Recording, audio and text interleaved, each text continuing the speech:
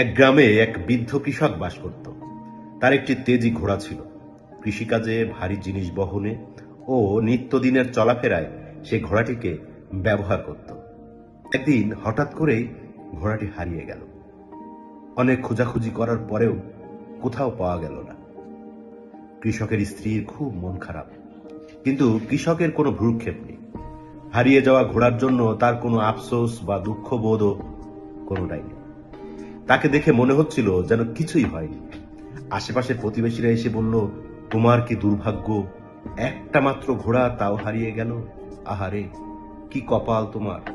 এ কথা শুনে কৃষক মৃদু হেসে বলল, হতে পারে। তার কিছুদিন পর ঘোড়াটি আবার কৃষকের বাড়ি ফিরে আসলো এবং তার সাথে আরো 3টি বন্য ঘোড়া।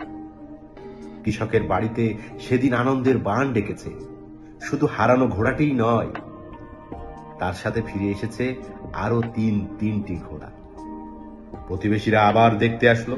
সবাই বৃদ্ধকে বলতে থাকলো, তোমার কি সৌভাগ্য, হারানো ঘোড়া ফিরে পেয়েছো, সেই সাথে আবার তিনটি বাড়তি ঘোড়া। কৃষক আগের মতোই হাসি মুখে বলল, হতে পারে।